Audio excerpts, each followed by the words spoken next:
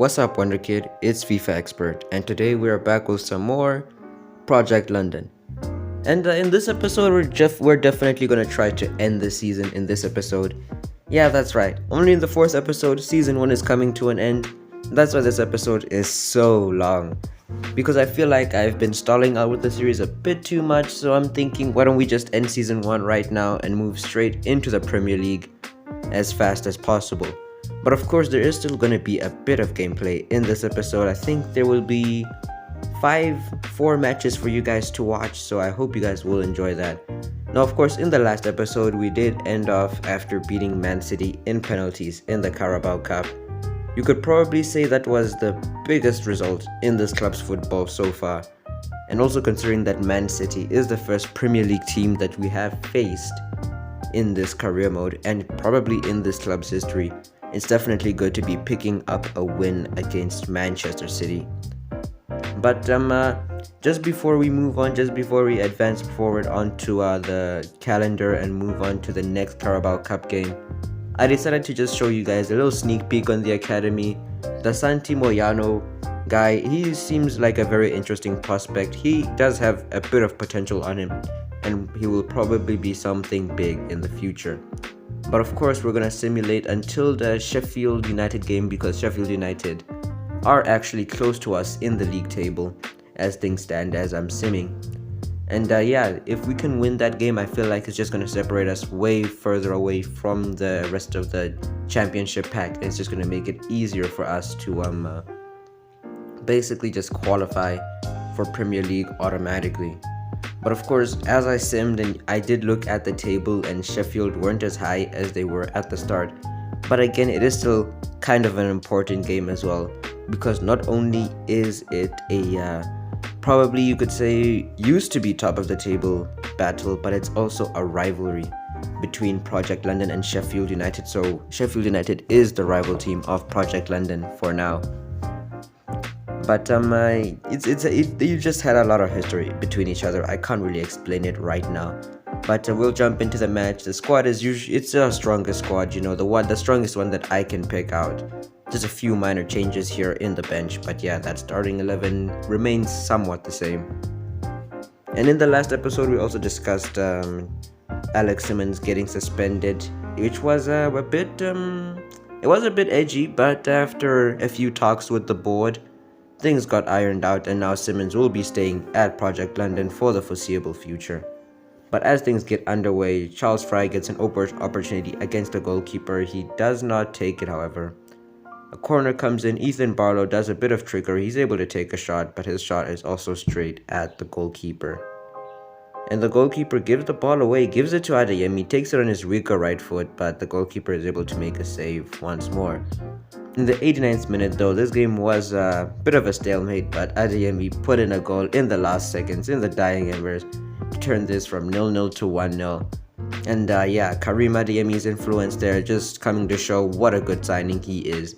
But that goal wasn't all Adeyemi. Some credit does have to go to Charles Fry, or whoever that was, for sending away the markers there and giving Adeyemi a one-on-one opportunity with the goalkeeper.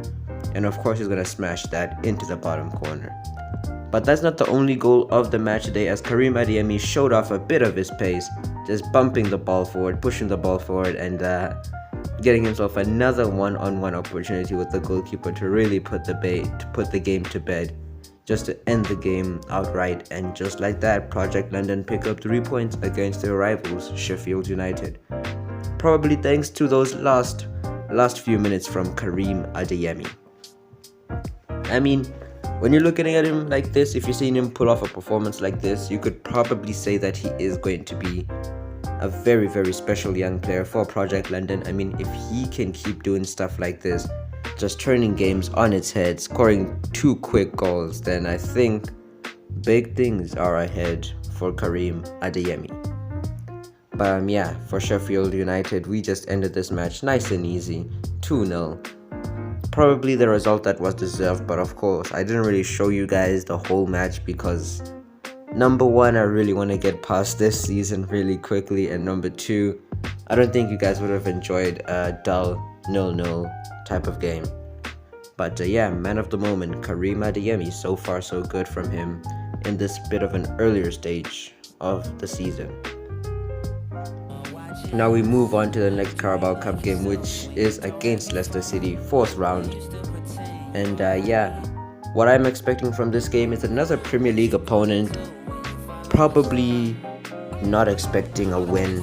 Probably might even have to take this to penalties like we did against Man City. Because Leicester isn't a team that you really sleep on, but at the same time, we're also a really good team. We have a good group of good group of players. But due to our more important players playing against Sheffield United, we had to do a bit of rotating. For example, Ryan Gravenberch misses out, and Clifford comes in for Villabella, I think it was, or Villalba. I really suck at pronouncing names, guys. I'm not gonna lie. I really suck at pronouncing names that seem simple, but to me they're just confusing in my mind. But anyways, we're just gonna hop right into the match against Leicester City in the King Power Stadium. Again, I'm not really expecting much.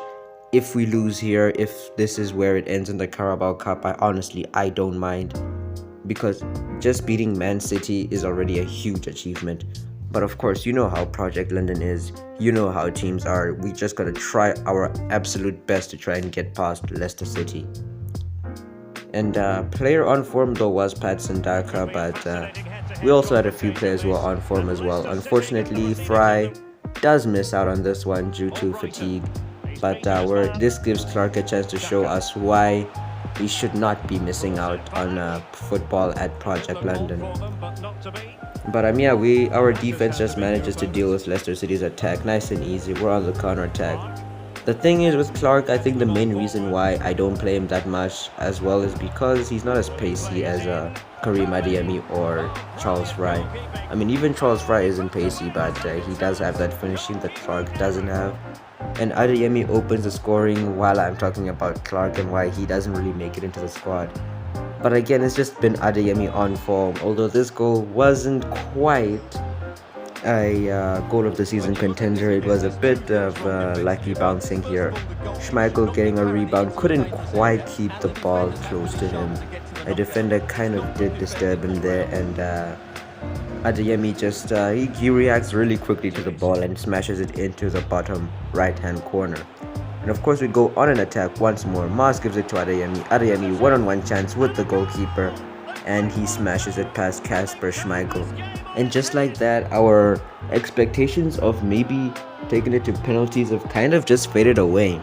Now we're just kind of expecting ourselves to win the game at this point. I mean, our away fans are hyped. They truly believe that Project London can walk away with a W here and move on to the next round in the Carabao Cup. But at the same time, it hasn't really been 90 minutes. There's still a large amount of football to play, and anything can happen in 80 minutes or so. But Clark does carry the ball forward. He tries to commit some sort of 1-2 play, but unfortunately that attack doesn't amount to much. Kind of died unnecessarily. But Ethan Barlow did a bit of dribbling on his own, took a shot. Adeyemi couldn't quite react to that ball on time. And on the other end, Leicester City were on a counter-attack. Patson Daka was sent through by James Maddison, but we were able to keep the ball. Clifford unfortunately couldn't keep the ball inside the inbounds. Adeyemi did a wonderful roulette here, and unfortunately his shot does get blocked, and that attack does kind of end. But that was a wonderful roulette from Karim Adeyemi. And Maddison is able to get a pass to Patson Daka. Daka passes it back to Perisic. But Clifford does some solid defense, but unfortunately gives the ball straight back to Leicester City. And James Maddison with a smart little turn, able to get the ball back, but the cutback just begging to be hit, a chance begging to be scored there by the Leicester City player. But unfortunately he couldn't react to it. But Leicester would get another opportunity, but James Maddison would miss it. You'd probably expect him to score an opportunity like that. You'd probably say he has to score an opportunity like that. But Leicester City would have a second chance just before halftime as well. But again, the Project London defense has been a bit solid, but at the same time, Leicester City's press is just really tough to contend with. But Steele doesn't give up either. He is able to try to clear the ball out, but again, Leicester City just closing out those passing options, and they get one more attack. Again, they are stopped, but again, thanks to their bit of pressure here, they're able to get the ball back into our box. And just before halftime, Ivan Perisic scored a very, very good goal. Nice in off the post, top left-hand corner. Hutchinson, I mean, you don't blame him for not saving that. That is a difficult shot to save, and Ivan Perisic just scoring a wonderful goal. Probably not a player you'd expect to see at Leicester in real life, but hey, career mode is career mode, and honestly, in my opinion, I don't mind if the career mode is a little bit unrealistic. Honestly, I don't even mind if career modes are unrealistic in general. For me, career mode is like just this big sandbox mode where you can do whatever you want with your team. But at halftime, we're still in the lead, but it's not quite as comfortable as it was in the early stages of the game. So of course we try to build on that lead, but unfortunately that cross probably a bit too hard, probably going for the wrong man with that cross, but we do still keep the ball with our bit of pressure here. Cook has a few options, gives it to Adeyemi, one-on-one with Kasper Schmeichel once more, but this time Schmeichel is able to make the save, stretched out really hard there. But of course we're in a corner, and we usually got a few aerial threats in the corners, Adeyemi being one of them, but unfortunately he couldn't quite get his head to that one. I don't think it was even aimed at him, but again we just kept on piling on the pressure to Leicester City, kept creating opportunities. Ethan Barlow with a clever little cross there, just a bit too close to Kasper Schmeichel, forcing him to make a decision on whether to stay inside his 6-yard box or go and challenge that cross, and in the end Schmeichel made the right decision. Leicester City did bring on Youri Tielemans, and this was a bit of a worrying substitution for us. We felt that now that Tielemans has come on, we felt that we did need a second goal, or a third goal we should say, just to put things beyond doubt. And a nice long ball to Ethan Barlow sets him up with a bit of a one-on-one opportunity here with the defender, gives in a nice pass there. Adeyemi dummies it for Clark to just smash it in, and just like that we've got ourselves 3-1. And maybe Clark didn't quite smash it in, it was just a delicate little touch there, just passing it into the bottom right hand corner. I mean, this was just a good attack, a nice long ball to Ethan Barlow giving it to Clark, Adeyemi dummying it. I mean, it's just slick football, and like I said, as you can see in the replay, he just passes it into that bottom left hand corner. And of course Leicester City did have one more attack here in the 68th minute. Albrighton sent away. It wasn't really some clean defending there from Villalba, so unfortunately he did concede the foul. But I saw now as a good time to probably give someone like Ryan Gravenberch a bit of game time, just to try and test him out as well, trying to get used to the type of player that he is. Plus I enjoy using him a lot in the game as well. But Leicester City did have a corner, 37 yards. Okay, not a corner, a free kick. They had a free kick in 37 yards. And it didn't amount to much. Nice little clearance there from Ethan Barlow, but Leicester did keep the ball and they were still on the attack. Youri Tielemans brought it forward, a bit of clever play there, but Hutchinson got to the ball before James Maddison. And now we were on the counter-attack. Karim Adeyemi using his pace to just try to run around his marker, gives it to Ethan Barlow. That's a nice little cross there. This time Schmeichel doesn't go out for this ball, and Ethan Barlow does make him pay with a simple little tap into the net. But it's just the brilliance of Karim Adeyemi to create that goal there. And honestly, I do think that Schmeichel could have gone for that ball, but I think maybe it was a bit too fast for Schmeichel to risk it, and unfortunately Ethan Barlow was waiting for that cross in, and he finishes his opportunity. But just before the end of the game, Patson Daka was sent through, and a cheeky little chip against Hutchinson does give him a bit of a consolation goal for Leicester City. But now again they have a bit of momentum here. Now it's only a 2-goal lead, and it has happened before where teams have scored 2 goals in 10 minutes, sometimes even 3 goals in 10 minutes. So we definitely had to make sure that we were still awake, we were still kind of stiff, that we weren't being a bit too relaxed, because we knew that if we weren't serious enough, we could probably lose this game when we were expected to win it.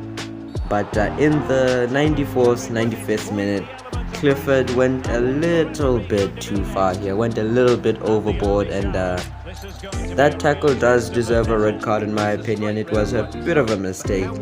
I thought I could get to the ball, but unfortunately I couldn't. And just like that, the match does end. It's 4-2 for Project London. And we move on in the Carabao Cup. And again, it's just another wonderful game for Karim Adeyemi. Maybe Ethan Barlow, he was participating here and there, but Karim Adeyemi was definitely the star man today. And also Clark picking up a goal for himself as well. Basically, three of our front four were all just having a really good game today, and Project London beat Leicester City 4-2. Now, unfortunately, I might have made a bit of a mistake here. In the next round of the Carabao Cup, we did draw up against Wolverhampton Wanderers, another Premier League side. But unfortunately, I kind of lost the footage of that match, but we did win that match. I think it was 2 or 3-0. I think if I show up the calendar soon enough, you will see what the result was, but I think it was 2 or 3-0. That's how much we beat Wolves, and we were through to the next round of the Carabao Cup, and I think that we drew Liverpool. But yeah, as you can see on top of the table, bit of a more comfortable lead. Not the lead you would expect us to have. I mean, later on I did sim a bit more. As you can see there, I did lose the footage between that last little piece of footage there and this one here. You see, as you can see, we did beat Huddersfield, drew against Preston, beat West Brom, beat Wolves 3-0 in the cup, and we just cemented our lead in the league table, and we were also through to the next round of the Carabao Cup. And just in January as well, we did find out who we drew in the semi-finals, and oh boy, it does not get any easier because it was Liverpool.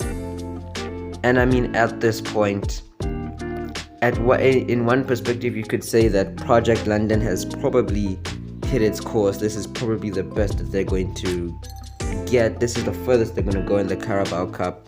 But at another point, you could say that they beat Man City, that we did beat Man City, so we could probably beat Liverpool as well. And the fact that we've come this far, I mean, it is, in the neutral's point of view, a wonderful story. But at the same time, it's between two legs, and it is against Liverpool, a team you could probably say is one of the best teams in Europe, especially with one of the best players on the planet right now, Mo Salah, in their team. It definitely wasn't going to be an easy one. But of course, we tried to start the match off on the front foot, trying to get an early goal. But Karim Adeyemi's header was somehow stopped by Adrian. I think maybe you could blame Adeyemi for a bit of his placement here, but it's just quick reflexes from Adrian. And I'm going to be honest with you, Liverpool were just very much dominant in this game. They took an early lead in the 80th minute. In the 27th minute, Mo Salah cut it back for Curtis Jones. He scored as well.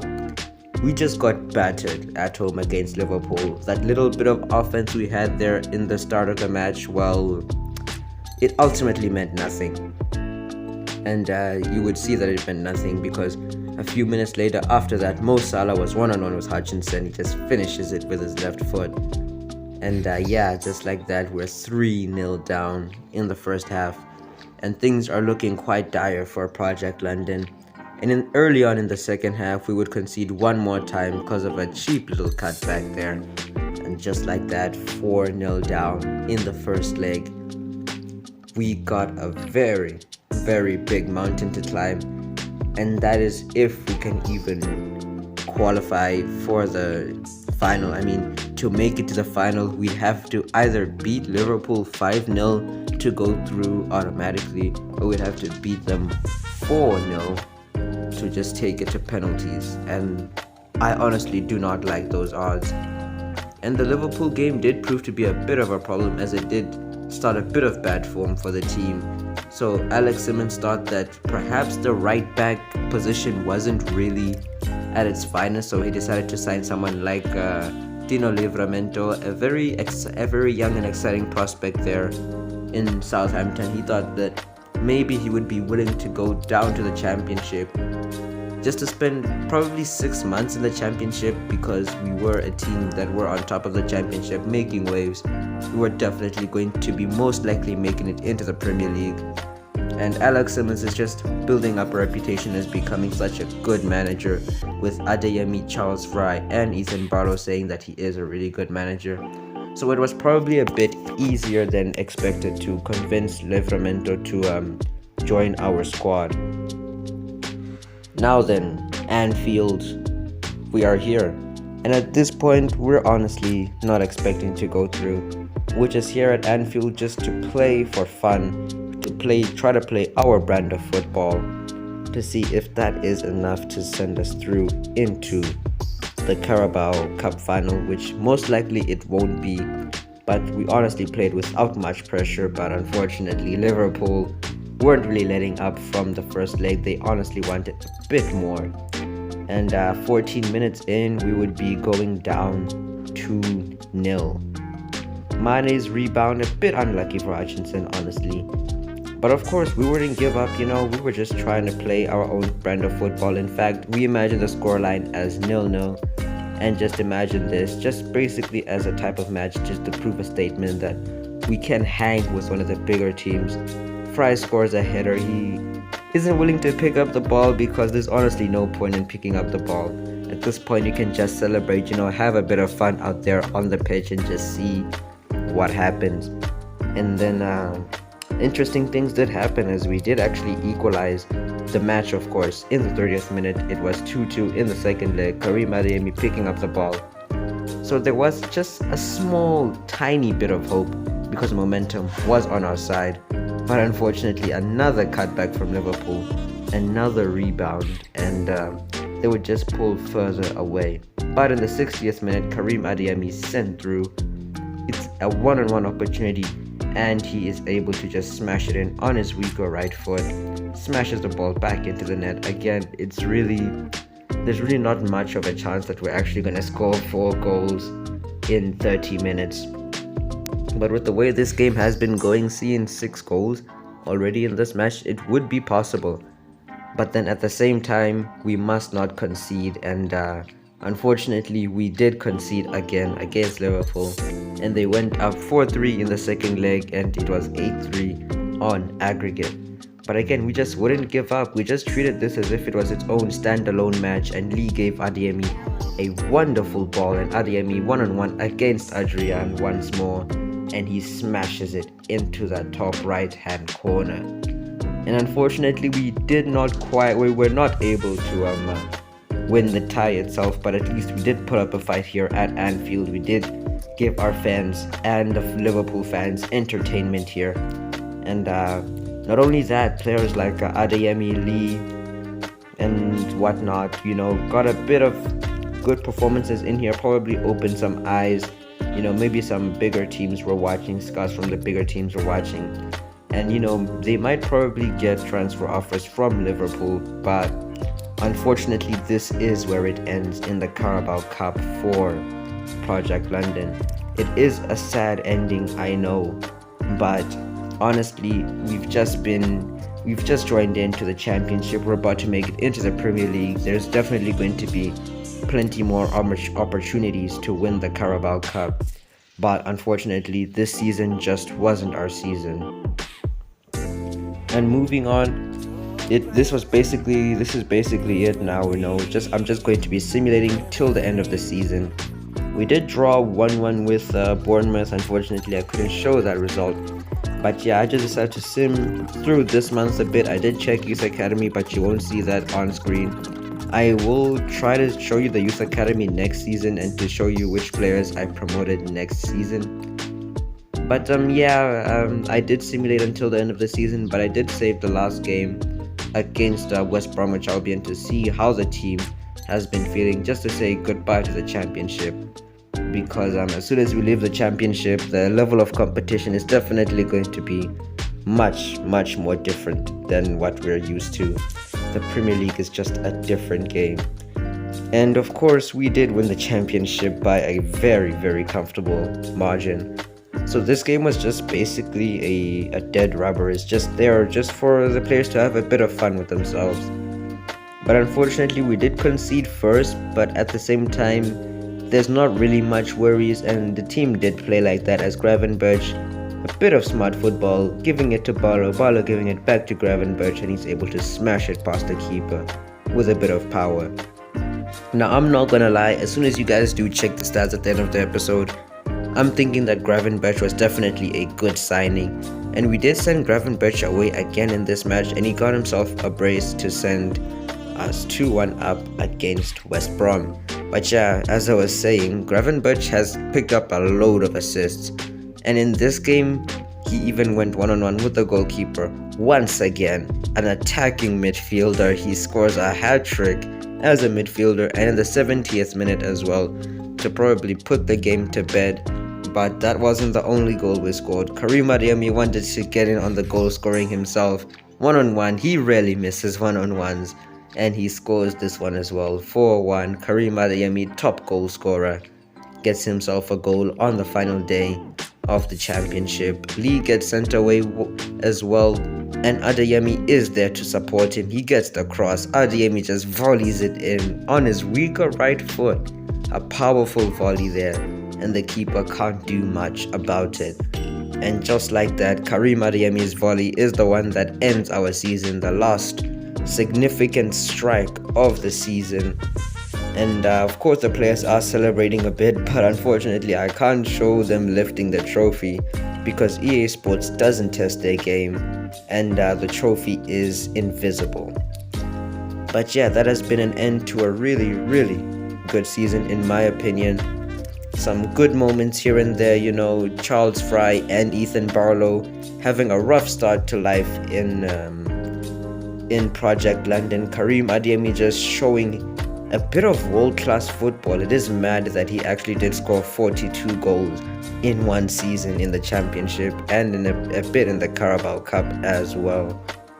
And Charles Fry and Ethan Barlow would definitely be the top three. Ethan Barlow had himself a really good season as well. 19 assists, 14 goals, the most assists in the team.